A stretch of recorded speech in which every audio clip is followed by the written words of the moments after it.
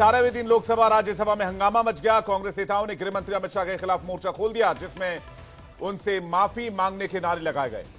वजह थी केंद्रीय गृह मंत्री अमित शाह की ओर से बाबा अंबेडकर पर दिया गया बयान, जिसमें उन्होंने कांग्रेस को नसीहत दी, लेकिन कांग्रेस को यह रास नहीं आया। उल्टा कांग्रेस ने गृह मंत्री शाह पर अपमान का आरोप मढ़ा, बखेड़ा खड़ा कर दिया गया। जाहिर सी बात है, अंबेडकर और गृह मंत्री शाह से जुड़ी बातचीत थी तो प्रधानमंत्री खुद मोर्चे पर आए। इसके बाद क्या था, उन्होंने कांग्रेस की दुखती रथ पर हाथ रखते हुए बेनकाब करना शुरू किया। उन्होंने पंडित नेहरू का हवाला दिया, पूर्व प्रधानमंत्री, और बताया कि किस तरह कांग्रेस बाबा साहेब को देश का सर्वोच्च सम्मान देने से कतराती रही। अब बयानों की बौछार दोनों तरफ से चल रही है। कांग्रेस नेताओं की फौज लगातार बाबा साहेब के अपमान का मुद्दा उठा रही है, तो वहीं बीजेपी की तरफ से केंद्रीय मंत्रियों का जत्था कांग्रेस पर हमलावर है, जो कह रहा है कांग्रेस को आईना दिखाओ तो उसे रास नहीं आता है। कुल मिलाकर बाबा अंबेडकर के अपमान पर आर पार की जंग छिड़ गई है, और जिस तरह से पीएम सामने आए वो ये बताता है कि इस मुद्दे की संवेदनशीलता क्या है। यानी कि बाबा साहब अंबेडकर पर आर पार की जंग छिड़ी हुई है। सम्मान अपमान की एक कोरी सियासत है, मैं यह बता देना चाहता हूं। लेकिन फिर सदन में हंगामे की रिवायत क्यों है, इसे समझना होगा। इसे मेहमानों के साथ समझने की कोशिश करें। आज के बड़े डिबेट की शुरुआत करें, लेकिन अमित शाह का वो बयान सुनिए जिसे लेकर हंगामा मचा हुआ है। अभी एक फैशन हो गया है, अंबेडकर अंबेडकर अंबेडकर अंबेडकर अंबेडकर अंबेडकर। इतना नाम अगर भगवान का लेते हैं तो 7 जन्मों तक स्वर्ग मिल जाता। अमित शाह के बयान का कांग्रेस, इसी बयान का जो अभी हमने आपको सुनाया, खुलकर विरोध कर रही है। आज कांग्रेस के सांसदों ने संसद के गेट पर प्रदर्शन किया। इस दौरान कांग्रेस नेताओं के हाथ में बाबा अंबेडकर की तस्वीर भी दिखाई दी। क्या कहना है कांग्रेस नेताओं का, वो भी आपको सुनवाते हैं। ये कह रहे थे कि कॉन्स्टिट्यूशन को हम चेंज करेंगे, ये इसके खिलाफ हैं, अंबेडकर जी के खिलाफ हैं, उनकी विचारधारा के खिलाफ हैं। इनका पूरा का पूरा काम अंबेडकर जी ने जो किया और जो कॉन्स्टिट्यूशन है उसको खत्म करने का है, तो सब पूरा देश जानता है। आज आपको मालूम है, सुबह भी हम पार्टी के सभी पार्टी के लोग एक होकर जो बाबा साहब का अपमान शाह ने किया है वो गलत है, इसीलिए आई डिमांड हिज रेसिग्नेशन। बाबा साहब का अपमान किया, संविधान का अपमान किया, और वो मंशा जो उनके दिमाग में है कि उनकी जो मनुस्मृति की आइडियोलॉजी है वो और आरएसएस की आइडियोलॉजी जो है वो दर्शाता है कि वो खुद वो बाबा साहब अंबेडकर के संविधान को रेस्पेक्ट नहीं देना चाहते हैं। साफ हो गया कौन किसका अपमान करता है। गृह मंत्री ने डॉक्टर बाबा साहब अंबेडकर का घोर अपमान किया। उन्होंने क्या कहा, आप लोग अंबेडकर अंबेडकर अंबेडकर जपते हो, बेहतर होता कि आप भगवान का नाम लेते। ये डॉक्टर अंबेडकर का अपमान नहीं है तो और क्या है। तो असली बात यह है कि बीजेपी, प्रधानमंत्री, गृह मंत्री डॉक्टर बाबा साहब अंबेडकर का अपमान करते रहते हैं और इल्जाम लगाते हैं कांग्रेस पार्टी पर। लेकिन सिर्फ कांग्रेस ही नहीं बल्कि आम आदमी पार्टी भी बाबा साहेब के ऊपर किए गए कटाक्ष से आहत महसूस कर रही है। पार्टी के संयोजक और दिल्ली के पूर्व मुख्यमंत्री अरविंद केजरीवाल ने इस पर प्रतिक्रिया दी है। क्या कहा उन्होंने, आपको सुनवाते हैं।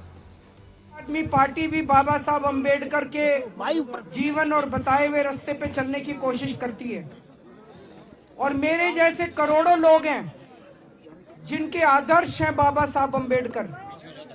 उन सभी करोड़ों लोगों की भावनाओं को आहत किया है अमित शाह जी ने।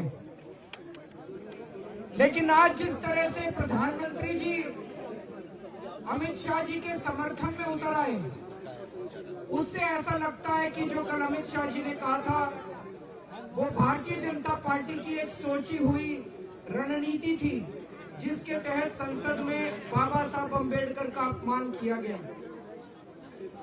हम इसकी कड़ी शब्दों में निंदा करते हैं। अब ये साफ हो गया कि भारतीय जनता पार्टी बाबा साहब अंबेडकर के खिलाफ है, संविधान के खिलाफ है। वहीं इस मामले में भीम आर्मी के मुखिया और नगीना से सांसद चंद्रशेखर आजाद ने भी अपनी प्रतिक्रिया दी, वो भी आपको सुनवाते हैं। ये बड़ा दुखद है, सिर्फ दिखावे के लिए बाबा साहब अम्बेडकर के नाम का प्रयोग नहीं होना चाहिए। एक बड़ी चिंता जो है कल से जो राज्यसभा में होम मिनिस्टर ने जो बयान दिया है, हालांकि उनका जो बयान था वो पूरे रूप से वो कांग्रेस पे एक हमला था, लेकिन जिस तरह के शब्दों का प्रयोग उन्होंने किया उससे एक बड़ा आक्रोश जो है हक वंचित समाज में, उनमें गहरी चिंता है। भले ही अमित शाह जी के लिए बाबा साहब अम्बेडकर कोई बहुत मायने ना रखते हो, लेकिन इस देश के करोड़ों वंचितों शोषितों महिलाओं के मुक्तिदाता हैं बाबा साहब अम्बेडकर। और जहाँ तक मैं समझता हूँ उन्होंने जो कार्य किए हैं उनका योगदान भुलाया नहीं जा सकता। किसी को मजबूरी में और किसी को जरूरत में बाबा साहब अम्बेडकर का नाम लेना ही पड़ता है। विपक्ष भले ही बीजेपी पर अंबेडकर को लेकर वार कर रहा हो, बीजेपी नेता भी पलटवार में पीछे नहीं है। बीजेपी के फायर ब्रांड नेता इस मामले पर कांग्रेस को घेरने में कोई कोताही नहीं बरत रहे, फिर चाहे वो गिरिराज सिंह हो या फिर अनुराग ठाकुर। अंबेडकर का अपमान अगर किसी ने किया है तो कांग्रेस पार्टी ने किया है।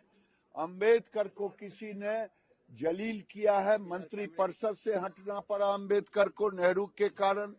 कांग्रेस ने उनको हराया, कांग्रेस ने जघन्य अपराध किया है अंबेडकर के साथ।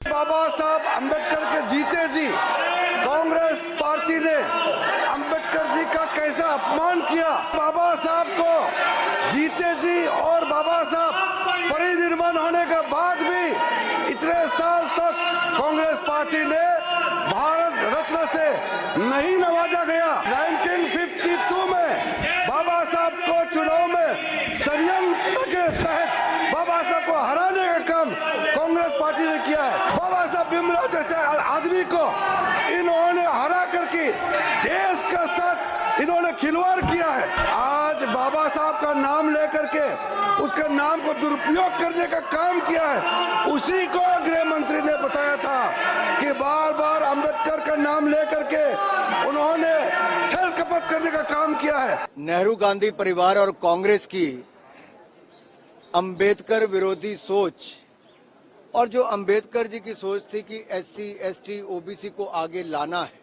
उनको उनका हक दिलाना है, उसके लगातार विरोध करते रही तो कांग्रेस पार्टी करती रही। एक पीढ़ी नहीं 4-4 पीढ़ियों ने विरोध किया है, चाहे नेहरू जी हो, इंदिरा जी हो, राजीव गांधी जी हो या अब राहुल गांधी जी हो। और राहुल गांधी जी ने तो अमेरिका में जाके यहाँ तक बयान दे दिया कि कैसे आरक्षण को खत्म करने की सोच है। जो नेहरू जी अंबेडकर जी को हराने के लिए प्रचार करने स्वयं पहुंचे थे, आज उन्हीं की ही चौथी पीढ़ी को अंबेडकर जी की फोटो लेकर उतरना पड़ा, क्योंकि कांग्रेस का काला चिट्ठा खोलने का काम अमित शाह जी ने किया है, उनकी सच्चाई को सामने लाने का काम किया है। और इसलिए आज सवाल पूछना चाहता हूं मैं कि अंबेडकर पर बयान इसलिए छुड़ाए सियासी संग्राम। सवाल आज ये भी बहुत जरूरी है कि बाबा साहेब से प्यार दिखावा या फिर सियासी हथियार। और दिल में है दलितों का वोट, तभी अपमान की लगी है चोट।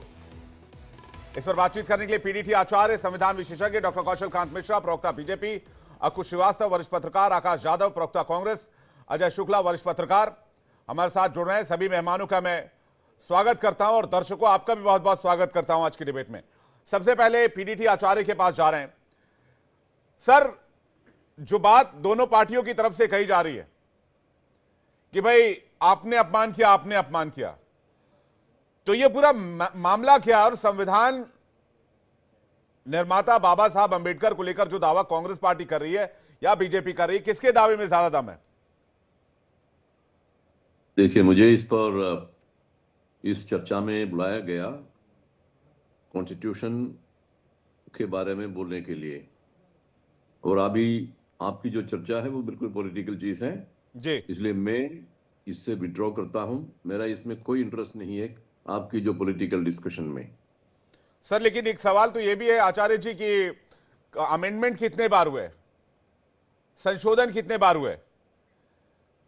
हम उनको दोबारा कनेक्ट करने की कोशिश कर रहे हैं। डॉक्टर कौशल कांत मिश्रा और हमारे साथ आकाश यादव। आकाश यादव, आप जो बार बार ये बात कह रहे हैं कि बाबा साहब का अपमान हुआ, लेकिन 1947 के बाद से कांग्रेस पार्टी की भूमिका क्या रही बाबा साहब के सम्मान में या अपमान में?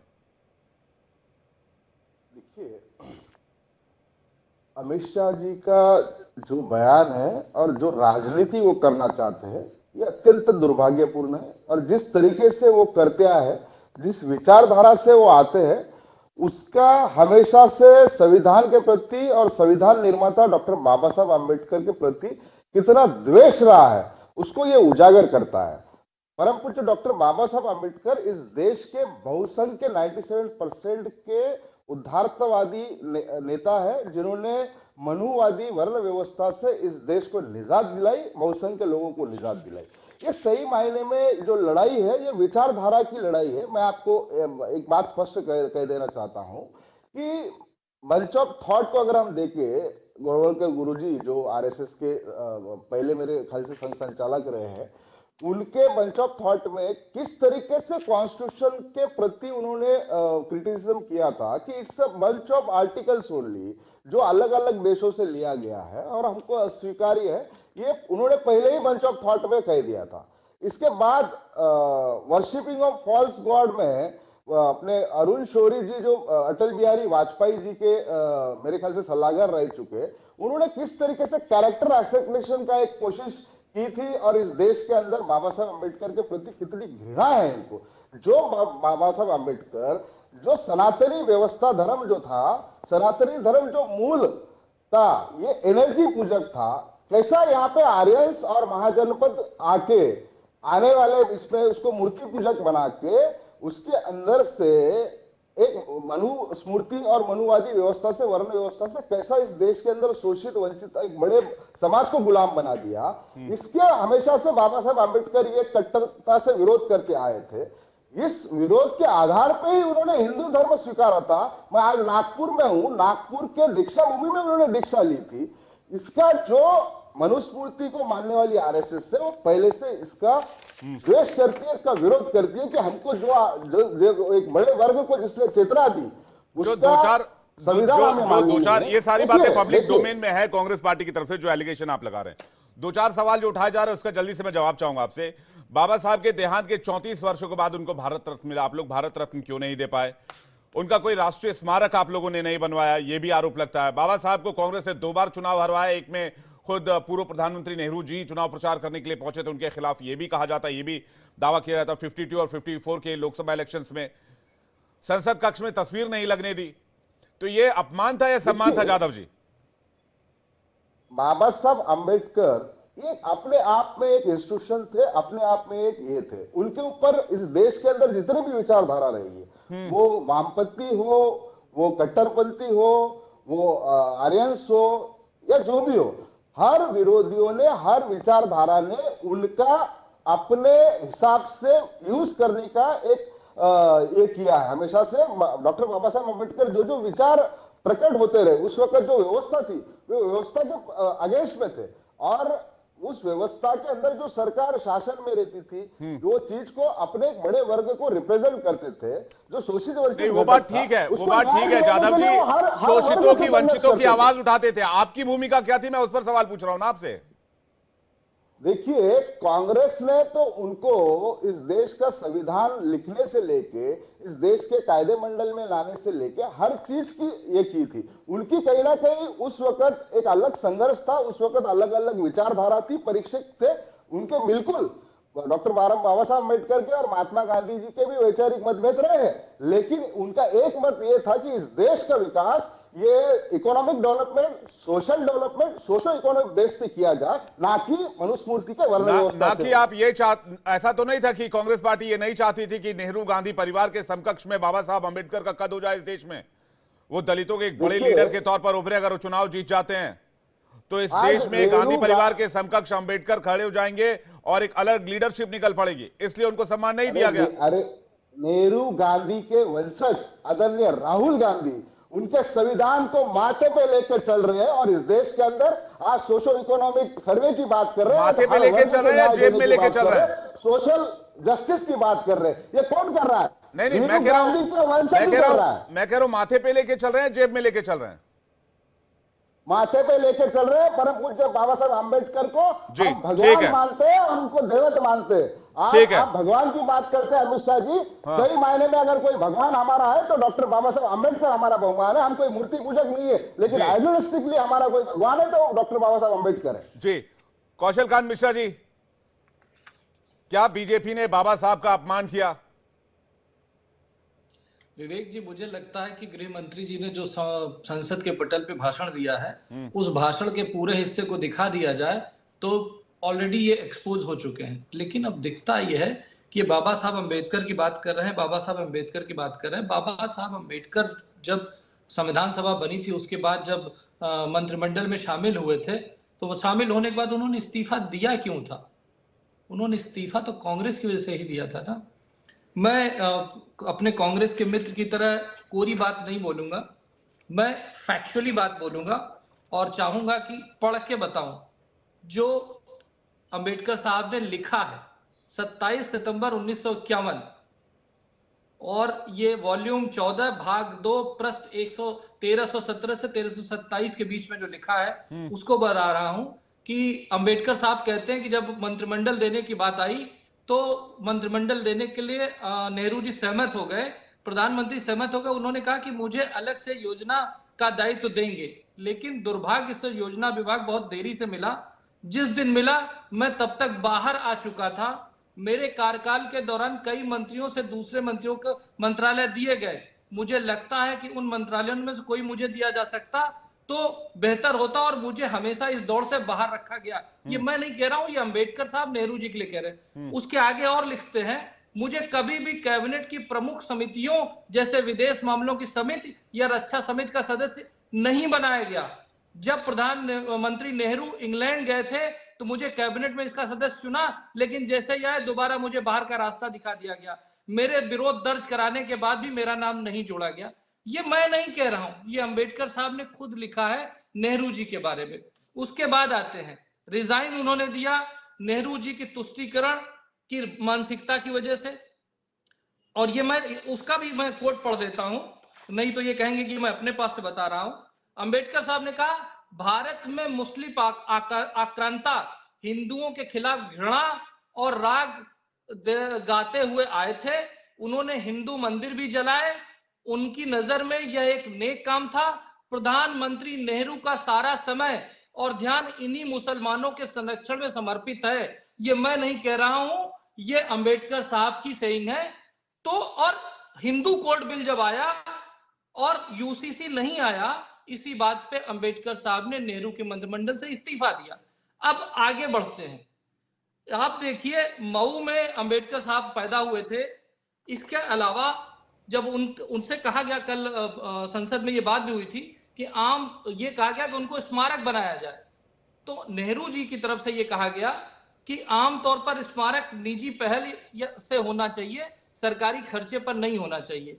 लेकिन वहीं पर नेहरू गांधी परिवार के नाम पे पूरे हिंदुस्तान में रोड, सड़कें और स्मारक जो सरकारी खर्चे पे बने हैं, उनका नंबर करीब करीब 45,000 है। 45,000 से ज्यादा नंबर की रोड, सड़कें और स्मारक है। इसके अलावा भारतीय जनता पार्टी के आने के पहले न अंबेडकर साहब को कोई पुरस्कार दिया गया जी। ये बात तो कल से चर्चा में हो रही है, जब से गृह मंत्री का बयान सामने आया। एक किताब मेरे हाथ में, कौशल कांत मिश्रा जी, इस किताब का नाम है worshipping false god, Ambedkar and the fact which have been erased. ये अरुण शौरी जी की लिखी हुई किताब है। अगर आप इसको पढ़ेंगे तो इसमें मैं आपको 2 किताबें दिखा रहा हूं। सर, अरुण शौरी जी बहुत सम्मानित पत्रकार और बीजेपी के टेन्योर में संचार मंत्री भी थे। अब इसमें वो लिखते हैं, there is not one instance, not one single solitary instance in which Ambedkar participated in any activity connected with that struggle to free the country, quite the country. At every possible turn, he opposed the campaigns of the national movement. At every setback to the movement, he was among those cheering the failure. आगे लिखते हैं, thus while the years culminated in the country's independence, in Ambedkar's case, they culminated in his becoming member of Viceroy's Council. That is, to use the current term, a minister in the British cabinet in India. ये पहले chapter का पहला पन्ना है sir. अब इस पर क्या कहेंगे आप?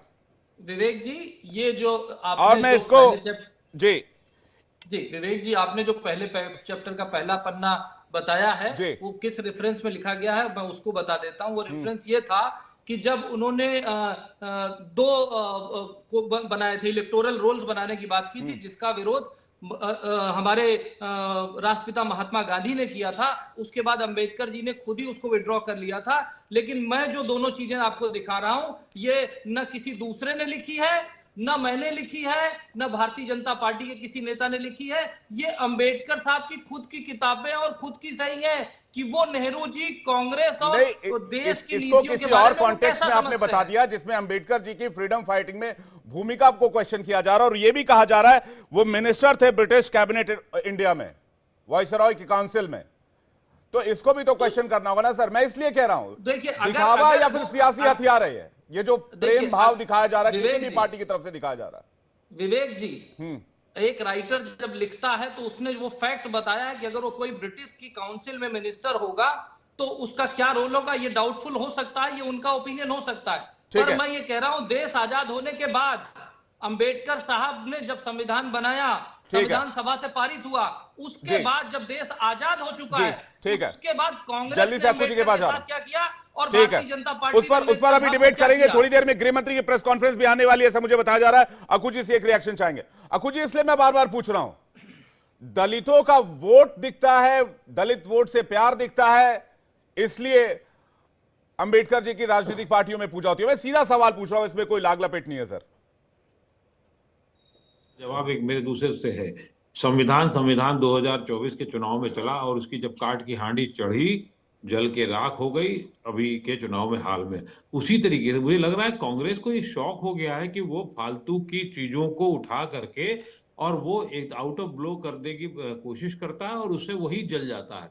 क्यों? क्योंकि एक जो बात कभी पहले प्रवक्ता ने कही थी कि आप उसका बयान पूरा दिखा दीजिए, उससे साफ हो जाता है कि कांग्रेस के उनका बयान क्या था, उनके संदर्भ क्या थे और आगे क्या था। ये वैसे ही है जैसे भारतीय जनता पार्टी के सोशल मीडिया वाले चलाते हैं कि आलू डालो सोना निकलेगा।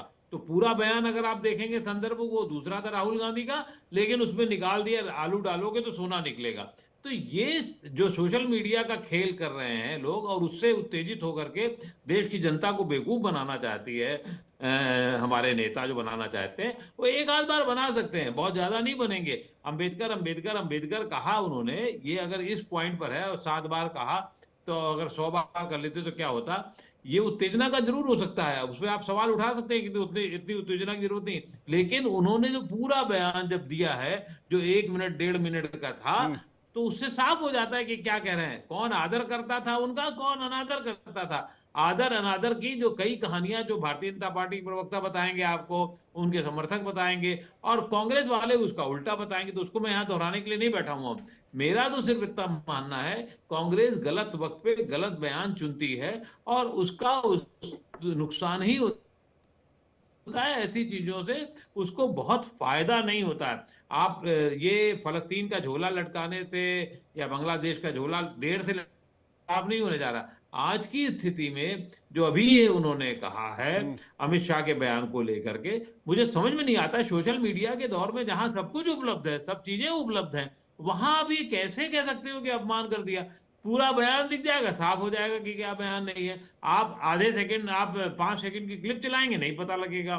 तो 5 सेकंड की क्लिप बहुत ज्यादा देर तक नहीं चल पाती है और बहुत ज्यादा तक विरोध नहीं हो पाता। आप मुद्दों पर अगर जब तक अपनी लड़ाई नहीं लड़ेंगे तो कांग्रेस को बहुत ज्यादा नहीं मिलना चाहिए। कांग्रेस को चाहिए कि सचमुच उसको भारतीय जनता पार्टी को बड़े मुद्दों पर घेरे, जहां वो सचमुच काम कर सकते हैं, जहां वो जनता के मुद्दों को लेकर के अक्कू जी, लेकिन बीजेपी नेताओं में भी अरुण शौरी कोई आम नेता तो रहे नहीं, बहुत senior leader, Arun Shourie cabinet में मिनिस्टर, बहुत पढ़े लिखे और सम्मानित जर्नलिस्ट। मेरी भी अभी किताब आई है मोदी 3 और आगे पटरी पर 7। लेकिन ये मेरा व्यू होगा, आप मुझसे सहमत हो सकते हैं, नहीं सहमत हो सकते हैं।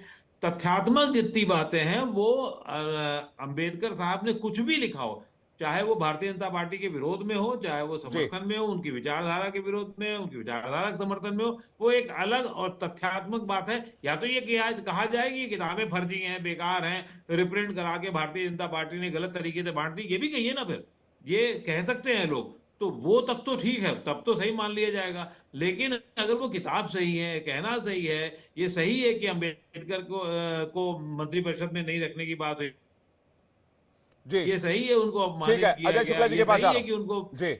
जो उनका ड्यू कोर्स था वो नहीं मिला, तो फिर आप क्या कर सकते हैं? Ajay Shukla ji, fake narrative, false allegations, क्या यही सियासी हथियार रह गया? अजय शुक्ला जी, ये कौन लगा रहा है?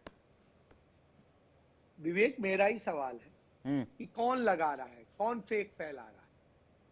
फेक फैलाने की फैक्ट्री वास्तव में आज सत्तारूढ़ दल चलाता है, और यह हम पिछले 10-12 साल से लगातार देख, ऐसा नहीं है कि आज से चल रहा है, पिछले 10-12 साल से चल रहा है, और इसके एक एक चीज के सबूत मौजूद। अब मैं आता हूं, डॉक्टर भीमराव अंबेडकर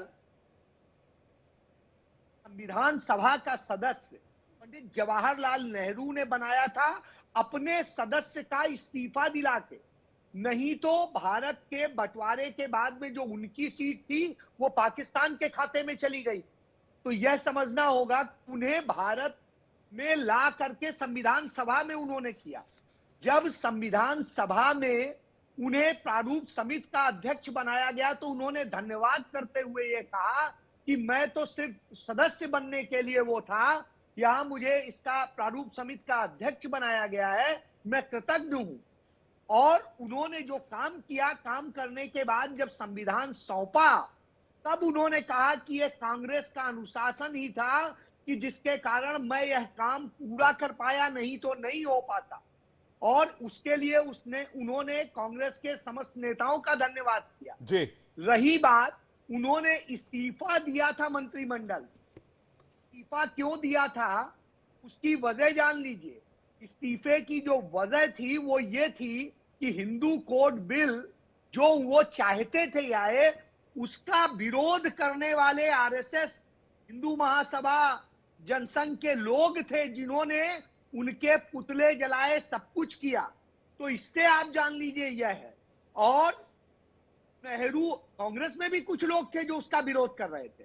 पंडित नेहरू ने उसी कोड बिल को बाद में थोड़ा थोड़ा करके इसी तरह लागू किया। और इसमें सबसे बड़ी बात है, संविधान का जो संशोधन किया शुरुआत में, चाहे 15(4) का हो चाहे दूसरे हो, वो सारे डॉक्टर अंबेडकर की भावना के ही लिए किए गए, जिसको आप कह सकते हैं कि डॉक्टर साहब ने जो चाहा था वो करके दिया जाए, उसके लिए किया गया। उसमें चाहे आप उसको देख ले, 15(4) का देख ले, उसमें ऐड किया गया है, और चाहे 19(2) का देख ले, या अगर अंबेडकर साहब को शुक्ला जी इतना ही मानते थे जो भूमिका आप बता रहे हैं, तो उन्होंने 370 को भी अपोज किया था। विवेक जी, सवाल का जवाब मैं ये कह रहा हूं 370 को भी तो अपोज किया था, फिर भी 370 तो डाला गया। और शेख अब्दुल्ला को जो शेख अब्दुल्ला नहीं, मैं उनका आर्टिकल आपको पढ़ के बता दूंगा। शेख अब्दुल्ला को जो उन्होंने लिखा था वो भी मैं आपको पढ़ के बताता हूं। You wish India should protect your borders, she should build roads in your area, she should supply your food grains, and Kashmir should get equal status as India. But government of India should have only limited powers and Indian people should have no rights in Kashmir. To give consent to this proposal would be a treacherous thing against the ministers, against the interest of India, and as the law minister of India will never do it. ये उनके शब्द हैं, ये को मैं खुद से coat नहीं कर रहा हूं। यही कह रहा हूं। तो दिया गया, फिर भी 370 दिया गया। वो उस समझौते के पार्ट ही नहीं थे जो सरदार वल्लभ भाई पटेल और राजा हरि सिंह में हुआ था। की शर्त थी, अनुच्छेद 370 ऐसे नहीं आया था। और भारत की आजादी के साथ कश्मीर भारत के साथ नहीं आ गया था, वो 26 अक्टूबर की रात को भारत के साथ आया था, और इसी शर्त पे आया था कि उसकी ये मानी जाएगी, नहीं तो उसने पाकिस्तान के साथ सिग्नेचर कर दिए थे। इन बातों को समझिए। और लास्ट बात मैं खत्म करूंगा कि जिस तरीके से किया गया, आरएसएस ने पुतले जलाए, आरएसएस ने संविधान जलाई, और जो सावरकर ने उनके खिलाफ कितने सारे आर्टिकल लिखे वो किसी से छिपे नहीं है। इसके बाद सबसे बड़ी बात यह है कि डॉक्टर अंबेडकर कौशल कांत मिश्रा जी के पास जादव जी, छुआछूत जल्दी से छुआछूत खत्म करने का काम पंडित नेहरू ने संविधान संशोधन के थ्रू किया। संविधानों में संशोधन हुआ है, बदलाव नहीं हुआ है, एक चीज। और दूसरी लास्ट जी, मैं उस पर भी आऊंगा कि संविधान में, इसलिए मैंने पीडीटी आचार्य को बुलाया था, वो पहले ही चले गए। मैं उनसे पॉलिटिकल सवाल लेना नहीं चाहता था, लेकिन मैं ये जानना चाहता था जो बात कल सदन के पटल पर ऑन रिकॉर्ड कही गई है कि कांग्रेस ने अपने स्वार्थ के लिए संशोधन किया, टेन्योर बढ़ाने के लिए संशोधन किया, कुर्सी बचाने के लिए संशोधन किया। ये एलिगेशन, इस पर मैं जवाब पीडीटी आचार्य का चाह रहा था। जी, इस पर कौशल कांत जी से सवाल लेता हूं, फिर आता हूं आपके पास, उसके बाद जादव जी। कौशल कांत जी, देखिए अजय शुक्ला जी ने जो कहा, तो जैसे ये कट पेस्ट करके इसको चलाया जा रहा है जो हाफ स्टेटमेंट, तो ये कहूंगा कि जो अंबेडकर साहब को कांग्रेस का इस्तीफा दिला करके दिलाया गया था, शुक्ला जी उसके पीछे जाइए, उसको थोड़ा और पढ़िए, थोड़ा 2-4 महीने पहले जाइए, जब गांधी जी ने सरदार वल्लभ भाई पटेल के इलेक्ट होने के बाद भी नेहरू जी को करा था, तो गांधी जी के कहने के बाद केवल और केवल अंबेडकर साहब को शामिल किया गया था, ना कि नेहरू जी चाहते थे। नेहरू कांग्रेस का इस्तीफा और कांग्रेस का अध्यक्ष गांधी जी के कहने बनाया गया था, जबकि वल्लभ भाई पटेल थे। जब वल्लभ भाई पटेल नहीं बने, नेहरू जी बनाए गए, तो गांधी जी के कहने पर अंबेडकर साहब को जोड़ा गया था, कांग्रेस के सदस्य का इस्तीफा दिया गया था। ये तो रही पूरी बात। और जो आपने कहा संविधान लिखने के बाद उन्होंने धन्यवाद प्रस्ताव दिया, शुक्ला जी, हम हैं, आप हैं, विवेक जी, और यहाँ पे पैनल पे बैठा हर आदमी है, जब कोई भी काम मिलता है और उसके बाद उसको पूरा होता है, तो हम सब कितने भी क्षुब्ध क्यों ना हो, हम धन्यवाद प्रस्ताव तो लिखते ही है ना। हम कुछ भी हो तो आप एक धन्यवाद प्रस्ताव के लेटर को इस बात से नहीं आंक सकते कि जो उनकी अपनी राइटिंग और जो उन्होंने अपने वॉल्यूम्स में लिखा हुआ है कि किस तरीके से कांग्रेस का दलितों के साथ और कांग्रेस का अंबेडकर के साथ व्यवहार रहा है। मैं केवल वो पढ़ रहा हूं जो अंबेडकर साहब ने खुद लिखा है। आप उसकी विवेचना कर रहे हैं, तो मैं विवेचना वाले कोई तथ्य रख ही नहीं रहा हूं। इसी के साथ उन्होंने ये तक लिखा हुआ है कि अनुसूचित जातियों और जनजातियों के साथ जुड़ा हुआ भेदभावपूर्ण व्यवहार रहा है। मुझे इस बात का बहुत दुख है कि संविधान में इन जातियों की सुरक्षा के लिए कुछ विशेष तय नहीं किया गया। यह तो राष्ट्रपति द्वारा नियुक्त एक आयोग की संस्तुति के आधार पर सरकार को करना पड़ा, जिसका संविधान पारित करते हुए 1 वर्ष हो गया, लेकिन सरकार ने आयोग का गठन तक के विषय पर नहीं सोचा। आप ये समझिए कि काका कालेलकर आयोग बनाया गया, काका कालेलकर आयोग बना करके उसके ऊपर वो बैठ गए, कुछ नहीं किया गया। उसके बाद ओबीसी के लिए मंडल कमीशन बनाया गया, मंडल कमीशन बना करके वो रखे रहे, वो तब नहीं जब तक कांग्रेस सत्ता में रही, जब तक कांग्रेस पूरी तरह से पावर में रही, न काका कालेलकर पे कोई कार्रवाई हुई, न मंडल कमीशन पे कोई कार्रवाई हुई। जब कांग्रेस कमजोर हुई, जब देश का एसटी एसटी ओबीसी जागृत हुआ और सरकार बदली, तब पहली बार मंडल कमीशन लाया गया। और मंडल कमीशन के बाद मंडल कमीशन का गठन किसने किया था?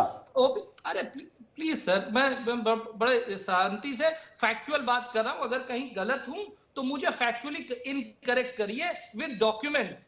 तू में ये बहुत इंपॉर्टेंट बहस है। देश को समझना चाहिए कि कांग्रेस का असली चेहरा क्या है दलितों के लिए, हिंदुओं के लिए।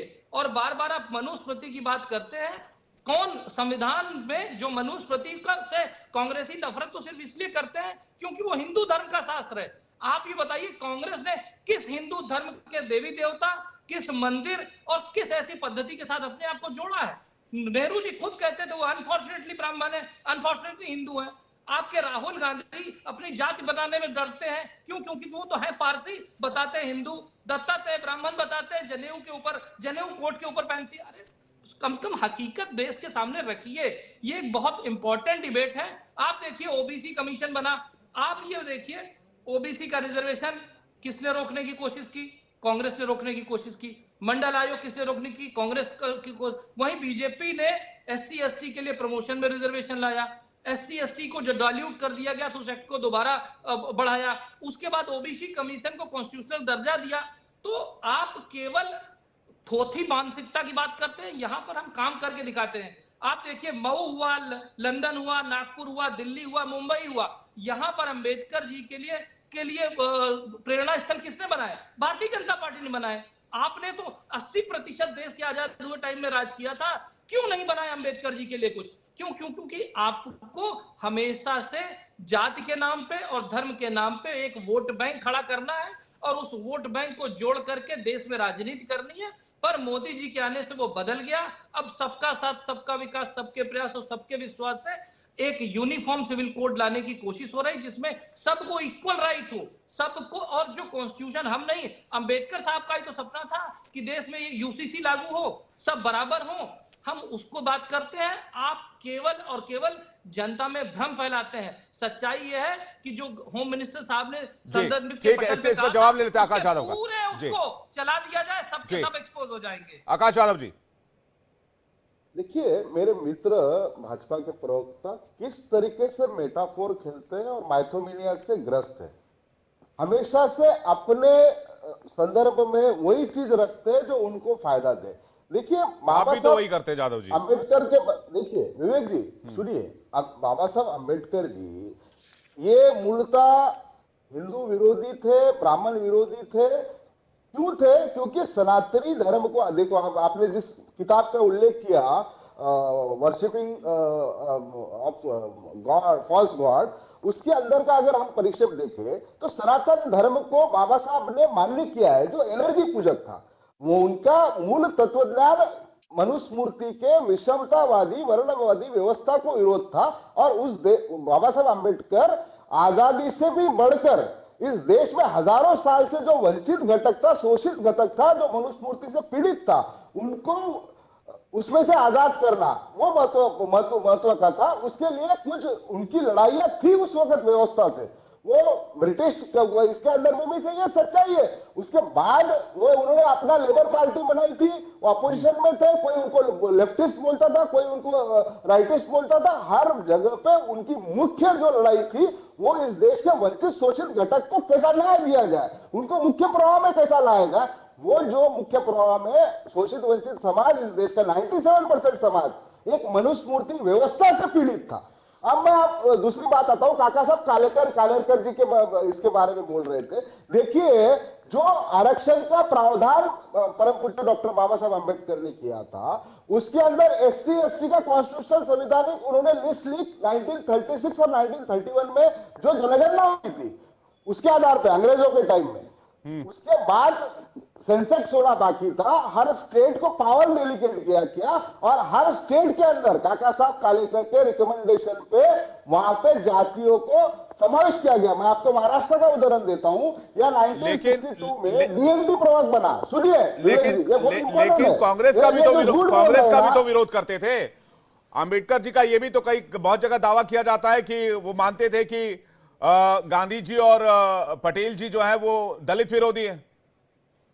देखिए व्यक्तिगत तौर पे अभी भी इस वक्त ठीक है, इस वक्त